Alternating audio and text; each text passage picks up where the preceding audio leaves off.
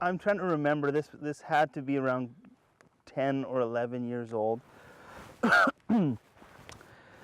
where I was finally got to be a hockey player, and I was on the Safeway Seals.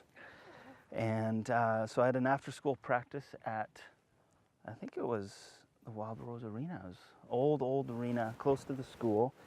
And I invited my girlfriend at the time, Marcy Mazarenko, to come watch me practice. And so we were getting ready in the locker room. And so it's time to get out, and everyone's filing out. And Coach Charlie says, "Lance, can you stick back for a second? We got to have a talk." And Coach Charlie, smelt like whiskey and sounded like one long swear word. And he loved to yell at us kids. That was his kind of main way of motivating, was shouting. And so I thought, oh no, I'm in trouble. And I could tell he was nervous, and he was fidgety, and we stood there, and he had his hands in his pockets, I remember, and he said, "Look, Lance,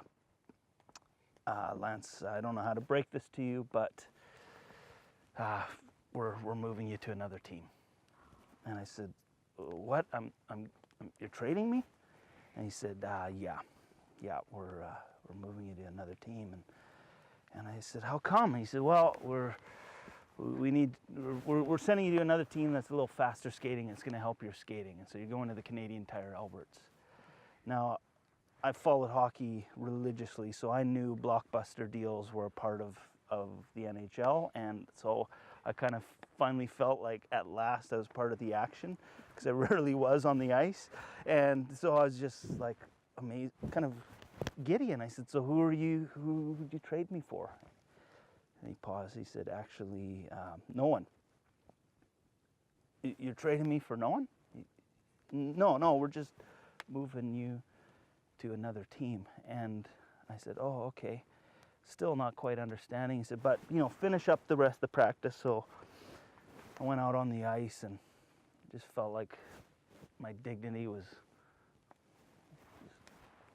leaving me like a slow hiss out of a bicycle tire, as Marcy's watching me do laps. And I just felt like, who gets traded for nothing? Like, how valuable are you if on the other end of the scale is the absence of anything, let alone another player? And so crawled back into the minivan. I don't know if I said anything to my parents on the way home. And that for me was a profound early moment of rejection, where I felt like very clearly, I mean, this is for all of us who've been in sports, your value is measured by your performance. And it was really clear my performance wasn't enough. And so it felt kind of like an exile moment.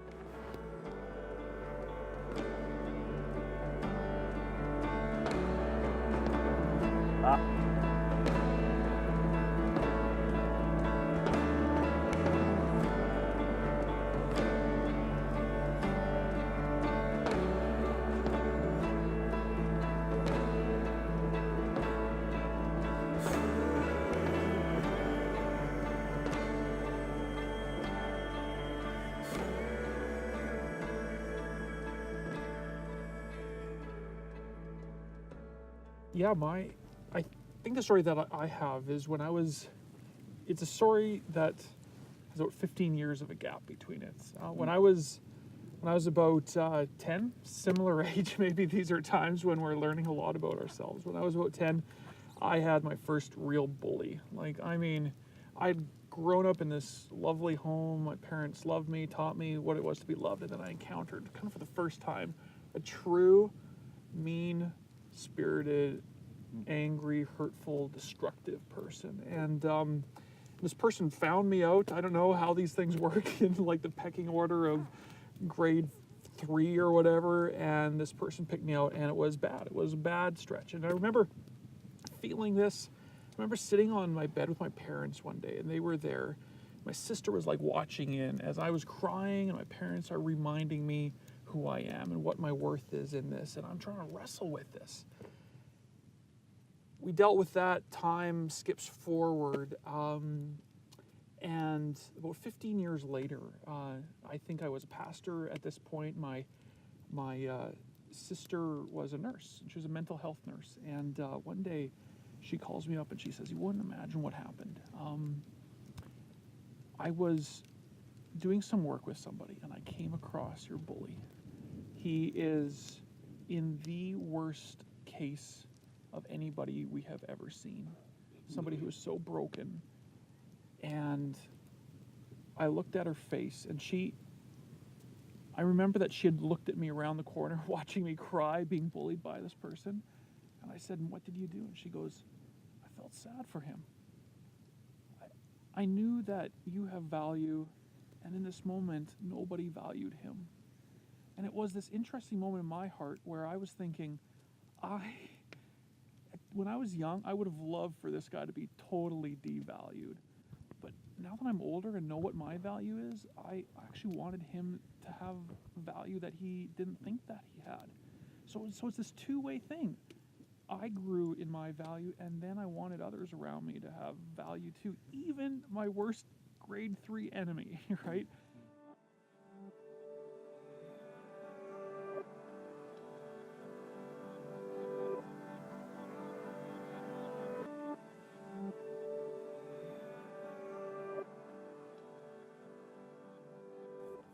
It would seem like on this path of discipleship, walking in step with God, with Jesus, that understanding our identity as God speaks it out to us is really important, is really essential. It's kind of a foundation for our lives.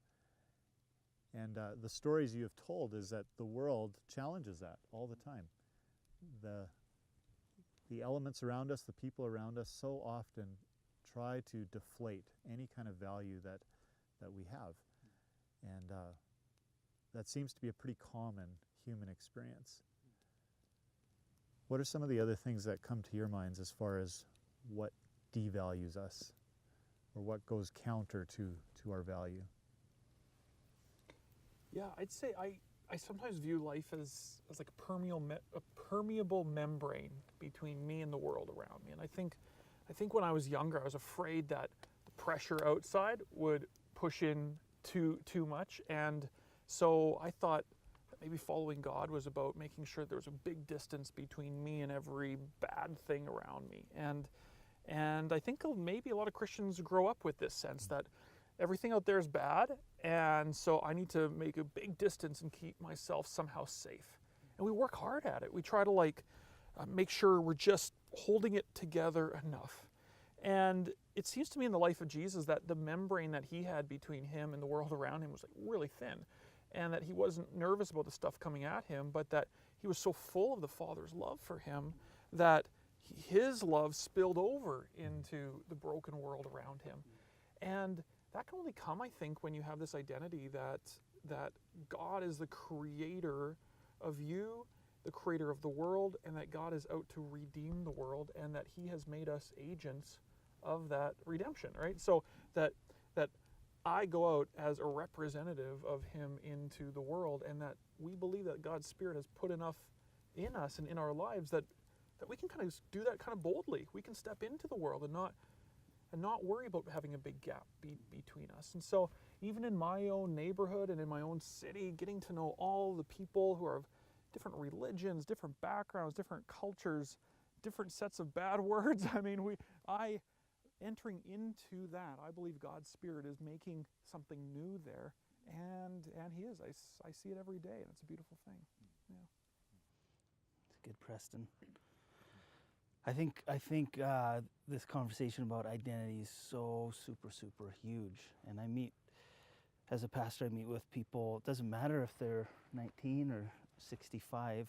It seems like for many people, the work beneath their normal everyday work, the work beneath the work is a striving and a desire to manufacture a sense of identity.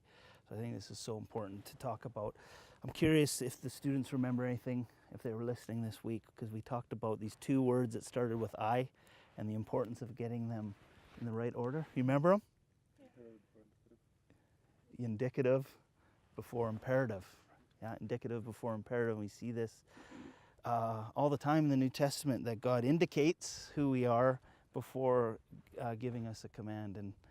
and but it usually works in reverse. We've mostly been trained do, be, because we tend to fill in the blank when we talk about identity. You say, I am, fill in a blank. I am successful. I am employed. I am fit. I am funny. I am smart. And we fill in those blanks by what we're able to achieve, and we tend to treat identity like a costume that we could change depending on who we're with, what people are asking us to do. And so identity then becomes this game of trying to look around to people to know, okay, what crowd am I in, or where am I? Are my parents here, or are the people I respect? And then okay, I'll put this costume on. I'll do, so that in return, then I will get your respect or affection, or try and meet the deep needs of my heart. And in the Gospels, we see the indicative before imperative in Jesus' life, where Jesus hasn't done anything in terms of ministry. He enters the waters of baptism, and the Gospels say God's voice breaks through. This is my beloved Son, with whom I'm well pleased. So God is so surprising in that he gives the performance bonus before he's done any work, and that's just not the way the world works, and we all know that. But God's economy is backward. This performance, full measured belovedness, affection, anything you're going to try and achieve or earn through your work or life in the world, I'm giving it to you up front. But then, of course, it doesn't end there. Jesus goes into the desert, and what does the tempter go after? He goes after his identity. God the Father's just said, you are my beloved Son. And what does the tempter say? If you are the Son of God, then do these things. That's really interesting to me, that he's going after his identity. God says, you are my Son, the voice of the tempter, if you are, and then prove it. Prove it through, being admired by other people. Prove it by being really impressive, and achieve your way into identity. And so I think that sequence is really important, that it goes be to do, and I think it's really important to recognize that the desert is a place where that identity gets tested and formed. So Jesus receives his identity through baptism, but then immediately the Spirit leads him into the desert. And so we go through all kinds of deserts. We go through those places where we don't have the usual things to rely on and depend on. In many ways, I think CLBI is kind of like that. It's an outside type of experience, literally, but also it's outside the normal ways of life, where you get this experience to really live and become what you already are, God's beloved daughter and son.